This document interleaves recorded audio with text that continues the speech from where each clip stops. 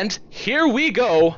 This is game 2 of the final match, or the final set of the 2v2 Hyper No Lunchbox tournament. Likely to be the final game if, you know, game trends, this entire thing, have proved to be anything. And it will be between the blue team on the left side, Scuti, and NiceShoot, Team Swagability in the classic Bomber and Osprey, and their opponents will be ULA and LaiYR ULA subbing in for MV Patel, who I'm assuming his internet died. And this is Team ROFLYAO, and it will be composed of ULA and I think I said that already. ULA and LaiYR, the Medic Osprey, and Classic Paladin. We immediately have Flamers going out for ULA, but I mean, this team knows what's going to happen. They defended these with jumpers. I don't know why you would be banging your head against the wall that much, but you know, he tried to do it again. I don't even know if ULA was watching, to be honest, or if he was even aware what they were trying to do that last game. But yeah, that was literally a waste of money and time. We do have jumpers dropped here by Scuti. Scuti able to neutralize this outpost. All 4 of the jumpers are surviving. Oh my god, are they going to go in? Okay, no, we do have 2 carbon jumpers walking in, but okay, now 3 of the jumpers are alive. In terms of the mid fight, we do have a little bit here for the carbon team. The blue team is, I don't know if you can call that a head or not, but I'm just going to call it a head just because they have more units. Scuti keeping the distraction on this center close with that bomber. Scuti, going down. There was those 2 seekers over there, but did definitely force LaiYR to stay here in this area, and ULA as well. However, the carbon team has been able to neutralize this middle center close outpost. Will they be able to keep it? I'm pretty sure no. ULA, no. Take those Longhorn out of your build queue. Take Longhorn out of your build queue. Oh, neutralized. So those are pretty much gone. Maybe he didn't really plan on doing that to begin with. But you know, as that, oh, whoa, weird positioning there. That's kind of suicidal. That's kind of suicidal. There's a lot of tanks over here. Well, no, not a lot. There's mostly ratchets and 2 tanks. A third one over here. Scuti will be able to bomb some down. Okay, that Gemini did die, but this is a lot of units for the carbon team, actually. Mostly healing units for the blue team. They don't really have too many tanks on the ground, but Scuti able to kill a lot with his bomber, not really heavily under fire, not too much AA over here. Actually, no AA. I don't see any seekers or anything like that for the carbon team, or even for the blue team. It's kind of weird. The lack of AA is a little bit disturbing from teams of this high level, but it's not necessarily always required. And we did have a drop over there by ULA with a Gemini at the corner. Does need to be responded to by that blue team, who has been able to take this middle outpost, clear all those carbon units already. And Scuti will be killing these by dropping Dillos from behind. And that pretty boring, not really need to take note of that. But they have actually been already about halved in their fort health. Or not halved, wow, quartered.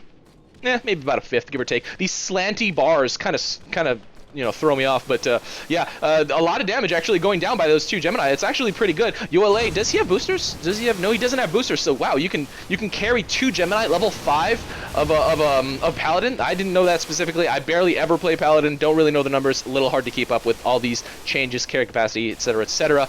But actually, the carbon team is doing a pretty good job at keeping control of the right side of this outpost. They are killing the majority of the blue units over there. But we do have Scuti down here at the bottom with 4, 5 of, okay, 6 Dillos coming down. We'll be able to get a good surround, finish off the rest of those neutral units. So they are starting to work on the bottom. So if the carbon team doesn't realize that, they might actually lose a huge not necessarily advantage, but you know, if they don't scout that in time, then they might have wanted to start attacking down there. ULA with a seeker for some strange reason. I guess he was doing a scout, not necessarily unit drop. Okay, both of the blue players are missing from the battlefield. The carbon team should be pretty suspicious at this point. Someone actually accidentally hit a vote kick. That was kind of funny. But yeah, we do have this outpost neutralized, but it will not go to carbon for sure. Those flamers do get killed. Look at all of these tanks over here, but they can't do anything because of this huge empty space of nothingness that I have been calling void for the majority of this tournament, but it doesn't really sound natural to me, so I'm not really sure if I'm going to stick with that. But we do have flamers dropped here by ULA. And LaiYR now moving out, taking a quick scout of the bottom. The blue team is probably going to be able to take control of this bottom right outpost as well. And and LaiYR is bombing down there, but he's not the bomber anymore. So they don't have a bomber on their team, but he is just bombing. There are no actually healing units in range of these units over here. The blue team is starting to get us around on the bottom outpost. Sergeants are going to walk in, so they are going to be able to hold this outpost for a pretty long time, as sergeants have a very, very high health pool. And NiceShoot now taking this bottom outpost under their control. Very good surround of tanks. And so it will just be kind of a matter of time. Spot, I can hear your typing. But yeah, NiceShoot is going to probably start dropping, I would assume. Yeah, NiceShoot just doing just that. How many points does he have in carry capacity? 2, and he's already level 9 AirMech. I don't know what the level restriction for level 3 carry cap is. Oh, but ULA dropping a grinder. Oh, grinder for fort defense actually might not be a bad idea, to be honest. Now that I'm thinking about it, I haven't really actively thought about that until right now.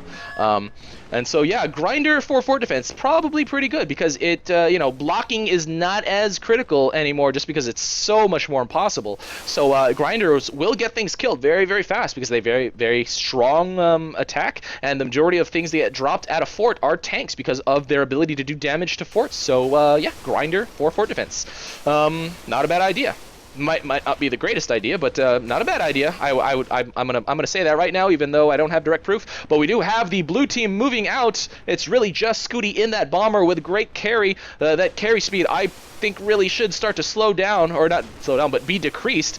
These goalies are making their way over. They are set on capture. Oh, I think this will work. There's nothing really defending. There are no more infantry socketed here at this center close outpost for the Carbon team. It does go down to neutral. The blue team will almost definitely get a great surround with these goalies, and there's not really anywhere for this Carbon team to go. All these units are stuck between 2 outposts that are not under their control. Oh god, and worse now, this outpost is under blue control. And they really need to probably just do a push at this point. Like, just do a death push, like maybe down to here or something like that. I'm not sure. However, these 2 mechs on this map, or not on this map, on freaking in every single game, have been able to scout everything incredibly quick, super fast, with the quickness. That phrase doesn't actually make sense. I never actually use it, but why the hell not just right now? They are trying to reposition their Berthas and artillery, but these goalies are just so strong, and I think even more are coming. What is NiceShoot bringing? What were those things? I don't know. Oh, there were jumpers. I think there were jumpers. They were trying to take control of this outpost. The Carbon team has been able to get it back under control very, very briefly, but with the, you know, huge number of blue units surrounding, I would have probably, I mean, it was probably a better idea to maybe station some units out here to keep this outpost neutral instead of taking it back under your control. Keeping it neutral sometimes is better than just straight up taking it, because if it's really well surrounded, just like this with all these goalies, it'll just go right back down neutral, and those infantry that you put in are just a waste of time, waste of credits, a waste of build time. And a NiceShoot with even more Longhorn down here. The Carbon team fort health is going down even faster. Oh, even two Longhorn up there. And I would assume, yes, NiceShoot with 3 more Longhorn. And now Scuti just keeping the pressure on the center close. So this is probably going to be the end of the game for Longhorn on this top corner. And there we go. Victory going to Scuti and NiceShoot. Team swag ability. These ridiculous Smurfs. NiceShoot throwing down, good game. I don't know who you guys are, but thanks for introducing an element of surprise into this tournament. Our champions, Team Swag ability, might as well be Team Smurf ability, Scuti and NiceShoot.